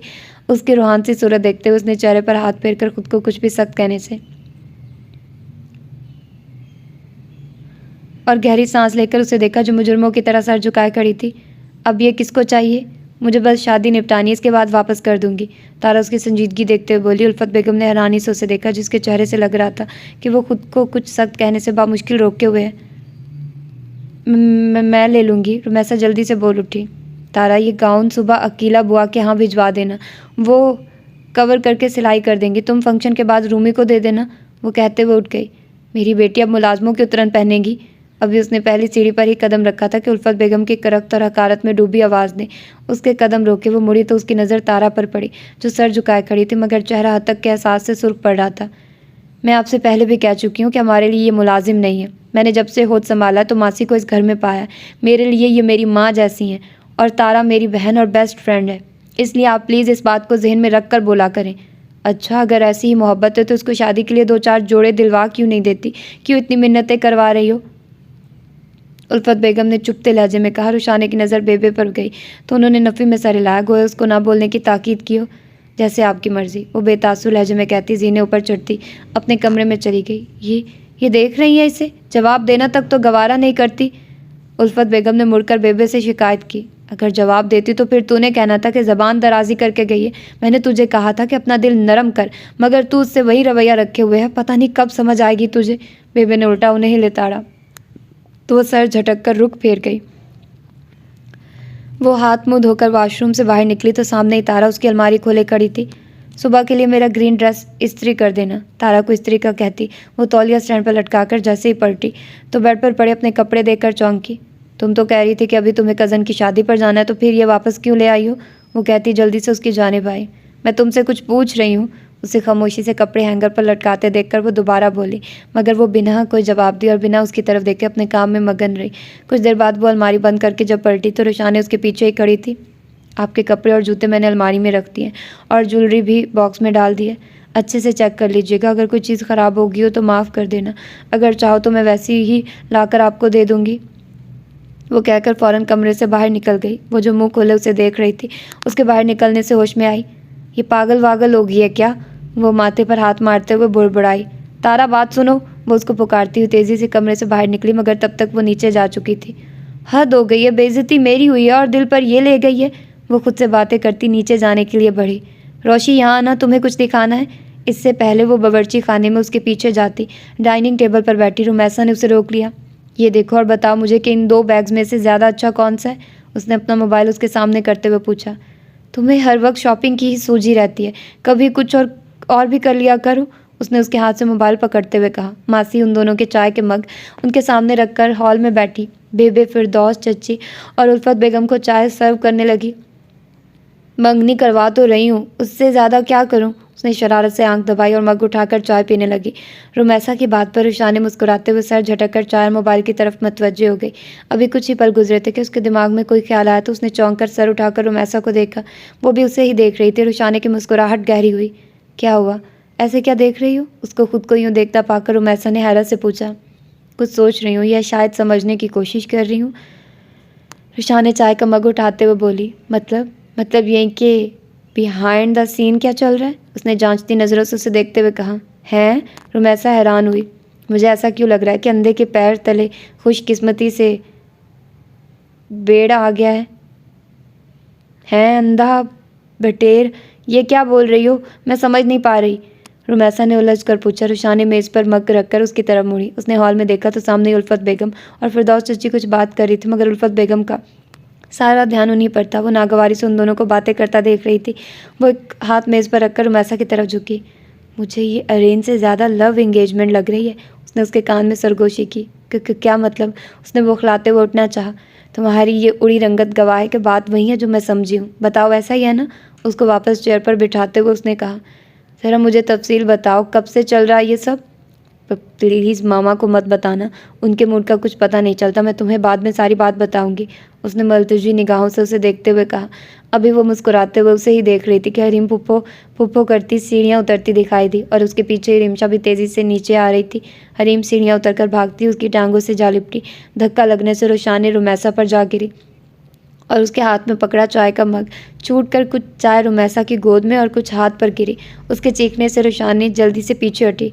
Are you okay? वो उसका हाथ पकड़कर देखते हुए बोली, जो सुर्ख हो चुका था। इससे पहले कि रुमैसा कोई जवाब देती, उल्फत बेगम ने उसे खींचकर पीछे किया और ज़ोरदार थप्पड़ रुशाने के गाल पर दे मारा। रुमैसा अपने हाथ की तकलीफ भूलकर उल्फत बेगम को देखने लगी। रिमशा भी मुंह पर हाथ रख के हक्का बक्का खड़ी थी। तुमसे कितनी बार कहा है कि अपना ये मनहूस साया मेरी बेटी से दूर ही रखा करो। तुम्हें समझ नहीं आता क्या? क्यों मेरे बच्चों के पीछे पड़ी हो? जैसी मनहूस माँ वैसी बेटी। वो गुस्से से फुनकारी। रुशाने गाल पर हाथ रख के फटी फटी आंखों से उन्हें देख रही थी। बेबे भी हैरत और बेयकीनी के मिले जुले तासुरात से उन्हें देख रही थी। बेबे ने फिरदौस चच्ची को उठते देखकर जल्दी से उनका हाथ पकड़कर रोकते हुए नफ़ी में सर हिलाया। अब मेरी शक्ल क्या देख रही हो? दफ़ा हो जाओ यहाँ से। उसको वहीं खड़ा देखकर उन्होंने उसका हाथ पकड़कर पीछे धकेला। वो एक शिकवा को निगाह बेबे पर डालती अपने कमरे की तरफ भाग गई। मामा क्या हो गया? उसे क्यों डांट रही हैं? रुमैसा ने जल्दी से कहा। खामोश रहो तुम, ज़्यादा हमायत करने की ज़रूरत नहीं है। उन्होंने उसे झिड़का तो वो खामोश हो गई। वो उसे लेकर किचन में सिंक की तरफ चली आई और नल खोलकर उसका हाथ नल से बहते पानी के नीचे किया। जलन कुछ कम हुई। उन्होंने नल बंद करके उसके सुर्ख हाथ का मुआयना करते हुए इस्तफसार किया। रुमैसा ने खामोशी से इस बात में अपना सर हिलाया। तुम अब कमरे में जाओ, मैं मुलाजमा के हाथ उस पर कुछ लगाने के लिए कोई दवा भेजती हूँ। वो उससे कहती किचन से बाहर निकल गई और पीछे वो उन पर एक अफसुर्दा सी निगाह डालकर रह गई। वो अपने कमरे में काउच पर गुमसुम सी बैठी थी। उसे उल्फत बेगम के थप्पड़ से ज़्यादा दुख इस बात पर था कि बेबे या चच्ची में से किसी ने उन्हें नहीं रोका। उसकी क्या गलती थी? उसने कौन सा जानबूझकर रुमैसा का हाथ जलाया था? और उल्फत बेगम ने उसे उसकी माँ का ताना क्यों दिया था? अभी वो इन्हीं सोचों में महफती के हरीम के बाजू हिलाने पर होश में आई। आई एम सॉरी, उसने निगाहें झुकाए हुए कहा। इट्स ओके बेटा, उसने फीका सा मुस्कुराते हुए कहा। मेरी वजह से रूमी पुप्पो की मामा ने आपको थप्पड़ मारा, मगर मैंने जानबूझकर नहीं किया था, बस अचानक से हो गया। उसका हाथ पकड़कर उसने कहा। कोई बात नहीं गुड़िया, हो जाता है। उसके बाल संवारते हुए रुशाने ने नरमी से कहा। दर्द हो रहा है? उसके गाल पर अपने लब रखते हुए हरीम ने पूछा तो उसकी आंखों में नमी चमकी। नहीं, अब नहीं हो रहा। आंखों में आई नमी साफ करते हुए वो मुस्कुराई और उसको उठाकर गोद में बिठाकर उसका ध्यान बटाने की खातिर वो उससे स्कूल के बारे में बातें करने लगी। क्या बात है, आज घर में इतनी खामोशी क्यों है? रात का खाना खाते हुए आगा जान ने पूछा। वो निक्की बिल्ली अभी तक नहीं आई ना? जाता राजदान को बुलाकर ला, बेबे ने तारा से कहा तो वो सर हिलाती चली गई। कुछ देर में रुशाने हरीम का हाथ पकड़े नीचे आती दिखाई दी। किसी को कुछ मत बताना, ठीक है ना? आखिरी सीढ़ी पर रखकर उसने आहिस्ता से हरीम को ताकीद की। क्यों ना बताऊं? उसने तीखे लहजे में पूछा। हरीम, रोशानी ने उसे तनबीही निगाहों से देखा, बदले में वो भी उसे घूर कर रह गई। आ जाओ भाई, क्या वहाँ रुककर दोनों राजो न्याज कर रहे हो? अबसार चचा ने उनको एक दूसरे को घूरते पाकर आवाज़ दी। रोशान ने उसके हाथ पर अपनी गिरफ्त मजबूत करते हुए उसे लिए डाइनिंग टेबल पर आई। अस्सलाम वालेकुम, वो ज़बरदस्ती चेहरे पर मुस्कुराहट सजाते हुए बोली। वालेकुम अस्सलाम, कहाँ रह गई थी? बेबे ने जल्दी से कहा। उसके देखने पर नफ़ी में सर हिलाकर उसे शाम वाले वाक़े के बारे में बात करने से मना किया। उसके होंठों पर तकलीफ से मुस्कुराहट उभरी। रिमशा, तुम ये चेयर मुझे दे दोगी? उसने हरीम की जानिब इशारा किया तो वो उठकर साथ वाली कुर्सी पर जा बैठी। वो हरीम को बिठाकर खुद उसके लिए प्लेट में सालन निकालने लगी। कैसी हो पुत्र? तुम्हारी बेबे बता रही थी कि तुम्हारी तबीयत ख़राब है, इसलिए कमरे में आराम कर रही हो? आगा जान ने नरमी से पूछा। जी आगा जान, मैं बिल्कुल ठीक हूँ, उसने हरीम के सामने प्लेट रखते हुए मुस्कुराकर जवाब दिया। झूठी, हरीम ज़ेरे लब बुड़बड़ाई। क्या हुआ, खैरियत? वो उसकी उत्तरी सूरत देखते हुए मुतफक्किर हुए। जी बस सर में थोड़ा दर्द था, आप परेशान ना हो। बिल्कुल ठीक हूँ, टैबलेट ले ली थी, नवाला बनाकर हरीम के मुंह में डालते हुए उसने जवाब दिया। थप्पड़ तो गाल पर लगा था ना, दर्द सर में कैसे चला गया? हरीम ने उसे देखते हुए आहिस्तगी से पूछा। रिमशा जो वहीं साथ ही बैठी थी बेसाख्ता हंसी छुपाने को अपना चेहरा झुका गई। हरीम, सुकून से खाना खा लो वरना मुझसे बुरा कोई नहीं होगा। रुशाने ने दांत पीसे। क्या बात है, क्यों झिड़क रही हो उससे? आगा जान के पूछने पर वो गड़बड़ा गई। बताइए ना इन्हें, क्यों झिड़क रही हैं मुझे? उसको गड़बड़ाता देखकर हरीम ने चैलेंजदा निगाहों से उसे देखा। क्या इशारों कनायों में बातें कर रहे हो? कुछ नहीं आगा जान, ये कह रही है कि खाना नहीं खाना, बाहर से कुछ मंगवा दूँ। आपको पता तो है बाहर की चीज़ें नुकसानदेह होती हैं, हर वक्त तो नहीं खा सकते ना। रुशाने ने उनको अपनी जानिब देखता पाकर जल्दी से बात बनाई। पहले रूमी पुप्पो की मामा से थप्पड़ खाया, अब झूठ बोलने की वजह से फरिश्तों से भी खाएंगी। खैर मुझे क्या है, बोलती रहें।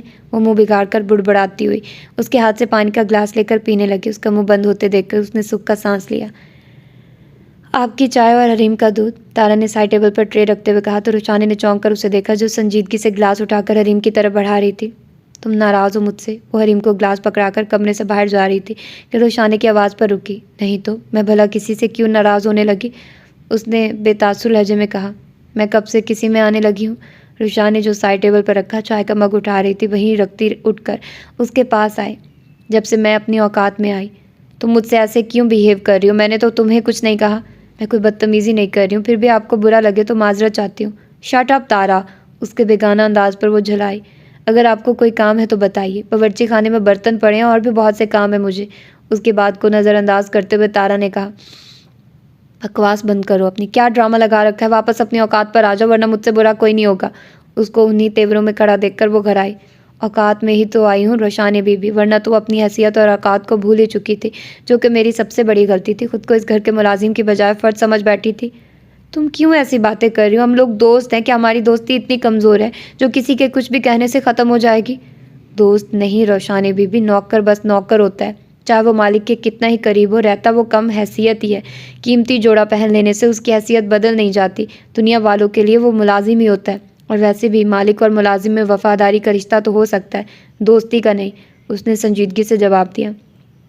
देखो तारा, ताई जान की नेचर से तुम बहुत अच्छे से वाकिफ़ हो। तुम उनकी बातों को क्यों दिल पर ले रही हो? तुम जानती हो ना, वो बोलते हुए कुछ नहीं सोचती हैं।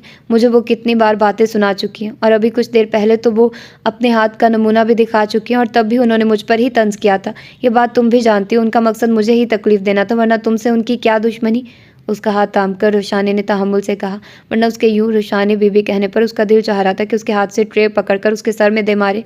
मुझे कुछ काम है। वो अपना हाथ छुड़वाती कमरे से निकल गई। तारा रुको तो, मैं उसके पीछे निकली, मगर वो तेज़ तेज़ कदमों से सीढ़ियाँ उतरती नीचे चली गई। तारा, फूफा और आपका झगड़ा हुआ है? हरीम उसको अपनी पेशानी मसलते देखकर उसके पास आई। नहीं बेटा, हम भला किस बात पर झगड़ेंगे? उसके बाल संवारते हुए उसने ठंडी सांस खारिज की। तो वो ऐसे क्यों बिहेव कर रही थी, जैसे जानती ही ना हो? कुछ नहीं बेटा, आप सो जा। वो उसका हाथ थाम कर बेड तक लाई और उसको लिटाकर उस पर कंबल दुरुस्त करके उसके पास ही बैठ गई। उसने साइड टेबल पर रखा चाय का मग उठाकर लबों से लगाया तो वो ठंडी हो चुकी थी।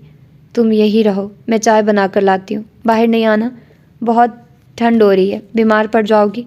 उसको ताकीद करती वो मग उठाकर बाहर आई। नीचे आई तो गजान लैपटॉप लिए हॉल में बैठा हुआ था। उसके साथ भी मौजूद था। उसको खामोशी से बावर्ची खाने में जाता देखकर वो लैपटॉप साथ को पकड़ाकर तेज़ी से उसके पीछे आया। तुम्हें एक गुड न्यूज़ देनी थी। वो उसके पास आ खड़ा हुआ, खुशी उसके चेहरे से आया थी। यार रिस्पॉन्स तो दो, खबर वाकई अच्छी और बहुत बड़ी है। उसको खामोशी से कतीली में पानी डालकर चूल्हे पर चढ़ाता देखकर उसने कहा, मैं तुमसे बात कर रहा हूँ। वो नो लिफ्ट का बोर्ड चेहरे पर सजाए फ्रिज की तरफ मुड़ी और झुककर फ्रिज में रखी छोटी कतीली से दूध निकालने लगी। इधर तो देखो, तुम मुझसे नाराज़ हो? उसके हाथ से चीनी का डब्बा लेकर रखते हुए उसने उसका रुख अपनी तरफ किया। नाराज़ उनसे हुआ जाता है जिन पर कोई हक हो, कोई ताल्लुक हो। तुम्हें यह गलत फहमी नहीं होनी चाहिए। वो उसके हाथ से अपना हाथ निकालते हुए सपाट लहजे में कहती दोबारा से चीनी का डब्बा उठाकर खोलने लगी। उसकी बात पर खजान के माथे पर बल नमूदार हुए। मुझसे भी ज़्यादा तुमसे किसी का गहरा ताल्लुक हो सकता है। उसके अंदाज में सख्ती उदाई थी। रुशाने ने पलट कर उसे देखा। देखो रुशा, मैं सिर्फ ये कह रहा हूँ कि तुम ऐसे क्यों बिहेव कर रही हो। कोई गलती हुई है तो बताओ मुझे, मगर यूँ अजनबी रवैया न रखा करो। मुझे तकलीफ़ होती है यार। तुम नहीं जानती तुम्हारा मुझे यूँ नज़रअंदाज करना कितनी ज़ोर से दिल पर लगता है।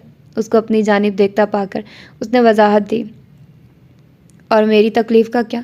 कभी सोचा है मुझे कितनी तकलीफ़ होती है जब तुम्हारी माँ मुझे सबके सामने बेइज्जत करती है? मुझे कितनी एम्बैरसमेंट होती है जब वो किसी के भी सामने कुछ भी बोल देती है। ये सब मुझे भी फ़ील होता है गजान, मैं भी हर्ट होती हूँ। क्या मैं इंसान नहीं हूँ? उसने तेज़ आवाज़ में कहा। कोशिश के बावजूद भी वो आंखों में आती नमी को नहीं रोक सकी। माँ, उन्होंने फिर से तुम्हें कुछ कहा है? क्या कहा है? उसने चौंक कर पूछा। कुछ नहीं। वो जल्दी से रुख मोड़कर सिंक की तरफ आई और आंसू छुपाने के लिए चेहरे पर पानी के छींटे मारने लगी। प्लीज़ रोशा, कुछ बताओ तो सही, हुआ क्या है? वो मुतफक्किर सा उसकी जानिब बढ़ा। ये तुम्हारा मसला नहीं है, ये शायद किसी का भी मसला नहीं है। वो दुपट्टे से चेहरा साफ करती दोबारा से सपाट लहजा अपना चुकी थी। रोशा, वो उसकी हालत और मूड को देखते हुए कुछ कहते कहते वहीं रुक गया। अच्छा तुम परेशान ना हो, मैं मामा से बात करता हूँ, वो आइंदा तुम्हें कुछ भी नहीं कहेंगी। उसको खामोश देखकर उसने नरमी से कहा, ताकि वो ये समझे कि मैंने उनकी शिकायत लगाई और उन्हें एक मौका और मिल जाए मुझे जलील करने का। खुदा का वास्ता गजान, बस कर दो, रहम करो मुझ पर। सगे रिश्ते तो पहले ही नहीं है मेरे पास, जो आसरा है वो भी मुझसे दूर करके क्यों मुझ पर ज़िंदगी मजीद तंग कर रहे हो? सांस लेने के लिए कोई तो खिड़की खुली रहने दो। मानती हूँ मैं लावारिस हूँ, पैदा करने वाले सालों पहले छोड़कर जा चुके हैं, मगर इस बात को सज़ा तो ना बनाओ मेरे लिए। इतनी आसानी तो दे सकते हो ना? वो जो मग में चाय डालने लगी थी उसकी बात पर फट पड़ी थी। शुरू में उसके लहजे में जितनी सख्ती दराई थी, आखिर में आकर उतनी ही बेबसी थी। वो लब भिंचे उसे देख रहा था जो बेबसी की हदों पर थी। वो खामोशी से खड़ा उसे तक रहा था। उसे समझ नहीं आ रहा था कि उसे क्या कहे। वो एक बार फिर सिंक की तरफ गई और अपना चेहरा धोने लगी। जानती थी हरीम अभी जाग रही होगी और उसका सुर्ख रोया हुआ चेहरा देखकर 100 तरह के सवाल करेगी और हंगामा अलग बर्पा करेगी। वो अच्छी तरह से मुंह धोकर और एक गहरी सांस लेकर खुद को पुरसुकून करती बाहर की तरफ बढ़ी कि एकदम से रुकी और मुड़कर 2 कदम चलती हुई गजान के पास आई। तुम्हारे सामने हाथ जोड़ती हूँ, अगर तुम्हें मुझसे थोड़ी सी भी हमदर्दी है ना गजान, तो खुदा का वास्ता है आज के बाद मेरे रास्ते में मत आना। वो उसे हाथ जोड़कर कहती बावर्ची खाने से निकल गई। रोशा। उसके लब हिले मगर आवाज़ उतनी थी कि वो खुद भी बामुश्किल सुन पाया। वो चाहने के बावजूद भी उसे कुछ बोल नहीं पाया था। उसकी आंखों में आंसू, गुस्से और दुख से सुर्ख पड़ता चेहरा और अपने सामने हाथ जोड़े खड़ा देखकर उसके अल्फाज जैसे कहीं खो गए थे। वो साकित सा खड़ा बावर्ची खाने के खुले दरवाजे को देख रहा था। वो कमरे में आई तो हरीम सो चुकी थी। वो दरवाज़ा अंदर से लॉक करती वहीं बैठ गई। वो जो कब से खुद पर जब्त करती हल्कान हो रही थी, अब जब्त की तनाबें टूटती महसूस हुई और वो वहीं बैठी फूट फूट कर रो दी। तो मर क्यों नहीं जाती रोशानी? आखिर किस लिए जिंदा हो? वो रोते रोते एकदम से चीखी। उसकी चीख पर हरीम, जो कुछ देर पहले ही सोई थी, हड़बड़ा कर उठ बैठी और घबरा कर इधर उधर निगाह दौड़ाने लगी तो रोशानी को दोनों हाथों की मुट्ठियों में बालों को जकड़े ज़मीन पर बैठे पाया। मर जाओ ना रोशानी अनवार अली, क्या करोगी इतना जीकर? कौन है जिसके लिए जी रही हो? वो बुड़बुड़ाती हुई दरवाजे से टेक लगाती आंखें बंद कर गई। हरीम कुछ देर वहीं बेड पर बैठी उसे देखती रही, फिर कंबल साइड पर फेंकती नीचे उतरकर उसकी तरफ आई।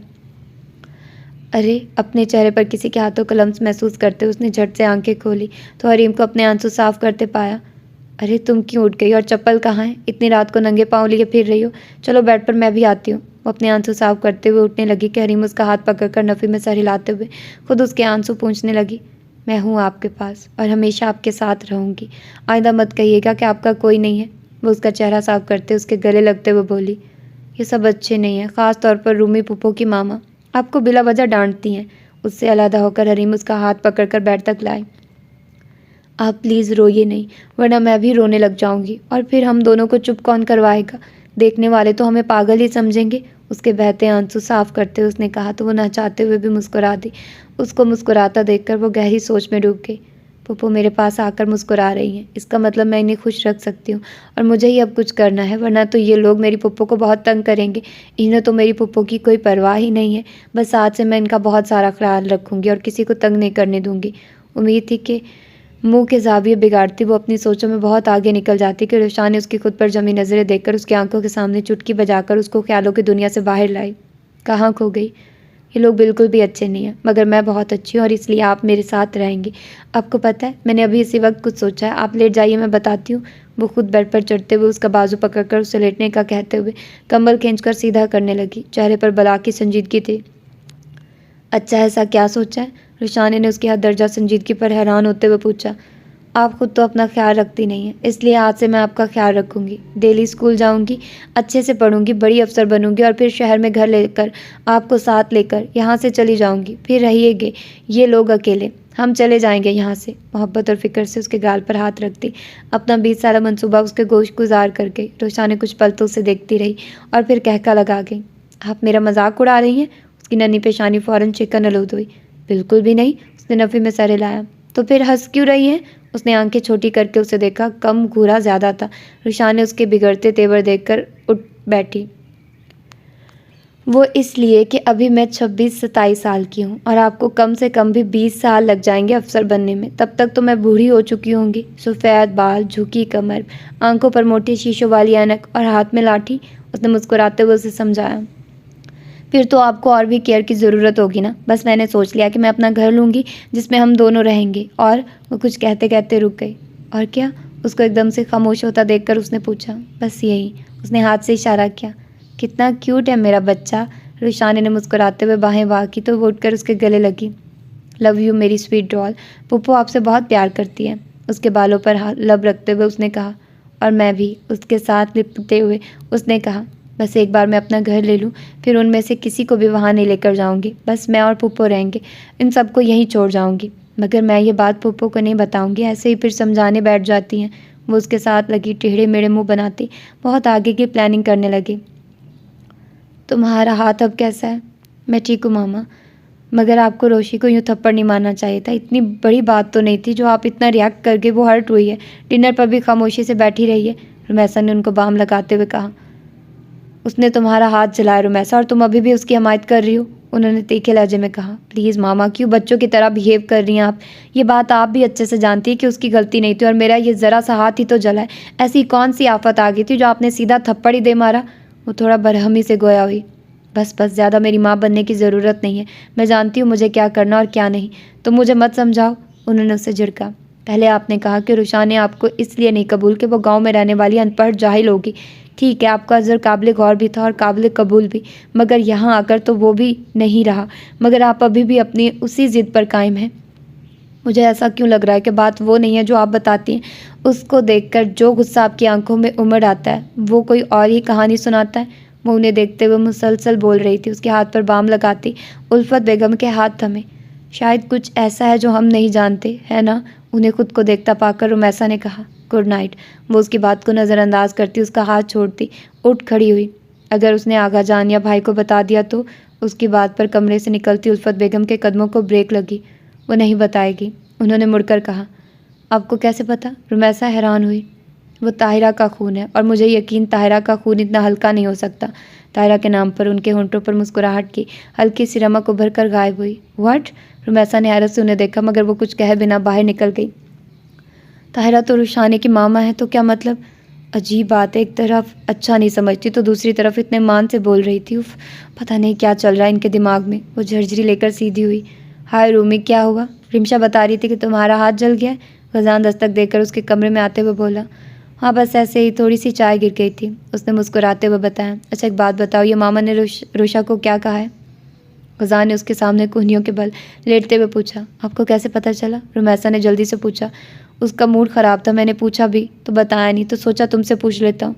बस थोड़ा सा झिड़का था मामा ने। क्यों? कल मुझसे उसका एक गाउन फट गया था तो इस वजह से। तो क्या उसने तुम्हें डांटना था जो मामा ने उससे झिड़क दिया? गजान ने पूछा तो उसने सारी बात उसके गोश गुजार कर दी। कमाल है, गलती तुमने की और डांट उसे दिया। उसने ताज्जुब से सर झटका। अच्छा भाई, एक बात पूछूं आपसे? रुमैसा के पूछने पर उसने इस बात में सर हिलाया। अगर आपको रोशा और मामा में से किसी एक का इंतखाब करना पड़ा तो किसका करेंगे? या फिर अगर आपको रोशाने को ही छोड़ना पड़ा तो क्या छोड़ देंगे? उसने बगौर उसे देखते हुए पूछा। गजान को लगा जैसे उसका दिल मुट्ठी में आ गया। उसकी आंखों में उतरती सुर्खी और सफ़ेद पड़ती रंगत देखते हुए रुमैसा को एहसास हुआ कि उसे ये सवाल नहीं करना चाहिए था। मेरा वो मतलब नहीं था, मैं बस एक इम्कानी बात पूछ रही हूँ। उसको उठते देखकर उसने जल्दी से कहा। मेरे लिए दोनों को छोड़ना नामुमकिन है रूमी। अगर कभी ऐसी नौबत आई भी तो खुद को छोड़ना मेरे लिए बेहतरीन इंतखाब होगा। सर्द सपाट लहजे में कहता वो उसके पास से उठा, लंबे डग भरता उसके कमरे से निकल गया। पीछे वो उसकी बात का मतलब समझकर सख्ते किसी कैफियत में आ गई। तो ये है इसकी तीसरी एपिसोड। मिलते हैं इसकी अगली एपिसोड में। मुझे पता है ये काफ़ी छोटी है क्योंकि अभी मुझे जाना है लैब और इस वक्त मैं रिकॉर्डिंग कर रही हूँ, तो आई थॉट कि मैं अब इसको इधर ही ख़त्म कर देती हूँ। अगली एपिसोड फिर बाद में रिकॉर्ड कर लूँगी। तो फिर मिलते हैं कल। अपना ढेर सारा ख्याल रखिएगा और साथ में मैं आप लोगों को आज एक नावल भी दूँगी, कंप्लीट नावल, लॉन्ग नावल। तो ठीक है, अपना ख्याल रखिएगा। अल्लाह हाफिज़।